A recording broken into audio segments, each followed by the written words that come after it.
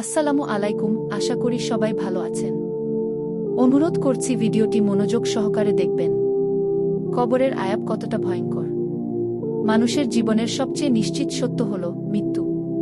কেউ এই দুনিয়ায় চিরকাল থাকার জন্য আসেনি। আমরা সবাই একদিন এই পৃথিবী ছেড়ে চলে যাব এবং আমাদের শেষ ঠিকানা হবে কবর। কবর শুধু মাটির একটি গর্ত নয়, এটি আখিরাতের প্রথম ধাপ। এখান থেকেই শুরু হয় মানুষের আসল জীবন, সুখ বা শাস্তির জীবন। অনেক মানুষ দুনিয়ার চাকচিক্যে এতটাই ডুবে থাকে যে কবরের কথা একেবারেই ভুলে যায়। কিন্তু কবরের বাস্তবতা অত্যন্ত ভয়ঙ্কর, বিশেষ করে যারা আল্লাহর অবাধ্যতায় জীবন কাটায় তাদের জন্য। কবর আখিরাতের প্রথম ধাপ। রাসূলুল্লাহ বলেছেন, কবর হলো আখিরাতের প্রথম ধাপ। যদি এখানে কেউ সফল হয় তাহলে পরবর্তী ধাপগুলো সহজ হবে, আর যদি এখানে ব্যর্থ হয় তাহলে পরবর্তী ধাপগুলো আরও কঠিন হবে। অর্থাৎ কবরেই শুরু হবে হিসাবের সূচনা। এখানেই নির্ধারণ হবে আপনি শান্তিতে থাকবেন না শাস্তিতে। কবরের প্রশ্ন।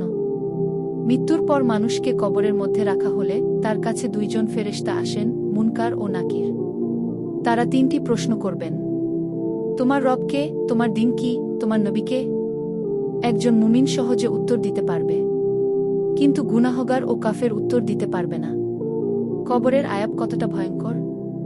যখন কেউ এই প্রশ্নগুলোর সঠিক উত্তর দিতে পারে না, তখন শুরু হয় কবরের আয়াব।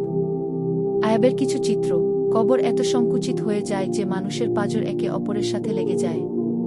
আগুনের বিছানা বিছিয়ে দেওয়া হয়, জান্নাতের পরিবর্তে জাহান্নামের দরজা খুলে দেওয়া হয়। বিষাক্ত সাপ ও বিচ্ছু তাকে দংশন করে। প্রতিদিন সকাল সন্ধ্যা তাকে তার শাস্তি দেখানো হয়। এই শাস্তি এতটাই কঠিন যে মানুষ চিৎকার করতে থাকে, কিন্তু দুনিয়ার কেউ তা শুনতে পায় না। কারা কবরের আয়াবে পড়বে? সবাই কবরের আয়াব পাবে না। কিছু নির্দিষ্ট গুনাহ আছে যেগুলোর কারণে মানুষ এই শাস্তিতে পড়ে। নামাজ ত্যাগ করা। যে ব্যক্তি নামাজ পড়ে না তার জন্য কবরের শাস্তি কঠিন।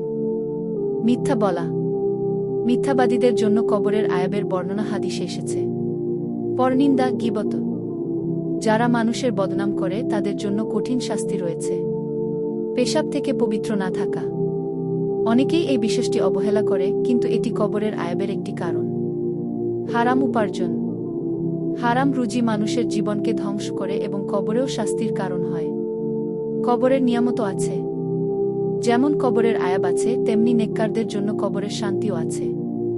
একজন মুমিনের জন্য কবর প্রশস্ত হয়ে যায়, জান্নাতের দরজা খুলে যায়, সুগন্ধি বাতাস আসে, শান্তি ও ঘুমের মতো আরাম দেওয়া হয়। রাসূল বলেছেন, মুমিনের কবর জান্নাতের বাগানের একটি বাগান। কেন মানুষ কবরকে ভুলে যায়? আজকের মানুষ দুনিয়ার জীবন নিয়ে এত ব্যস্ত যে নামাজ ভুলে যায়, গুনাহকে স্বাভাবিক মনে করে, মৃত্যু ও কবরের কথা ভাবতে চায় না। কিন্তু বাস্তবতা হল কবর আমাদের খুব কাছেই। কিভাবে কবরের আয়াব থেকে বাঁচবেন? আল্লাহ আমাদের জন্য পথ খুলে রেখেছেন। আমরা চাইলে এখন থেকেই প্রস্তুতি নিতে পারি। 5 ওয়াক্ত নামাজ আদায় করা। নামাজ কবরের শাস্তি থেকে রক্ষা করে। সত্য কথা বলা। মিথ্যা থেকে দূরে থাকুন। গুনাহ থেকে তাওবা করা। আল্লাহ তাওবাকারীদের ভালোবাসেন। কুরআন তিলাওয়াত করা, বিশেষ করে সূরা মূলক কবরের আয়াব থেকে রক্ষা করে বলে হাদিসে এসেছে। পবিত্রতা বজায় রাখা, বিশেষ করে পেশাবের ব্যাপারে সতর্ক থাকুন।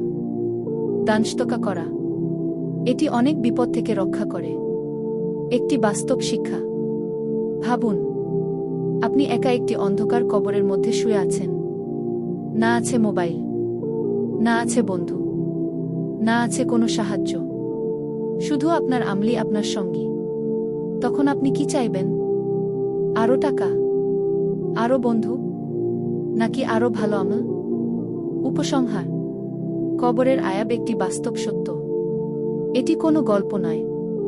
যারা আল্লাহর অবাধ্যতায় জীবন কাটায় তাদের জন্য এটি ভয়ঙ্কর শাস্তি, আর যারা আল্লাহকে ভয় করে তাদের জন্য এটি শান্তির স্থান। তাই এখনই সময় নিজেকে পরিবর্তন করার, তাওবা করার, আল্লাহর পথে ফিরে আসার। দোয়া: আল্লাহ আমাদের সবাইকে কবরের আয়াব থেকে হেফাজত করুন, আমাদের গুনাহ মাফ করুন এবং আমাদের কবরকে জান্নাতের বাগান বানিয়ে দিন। আমিন।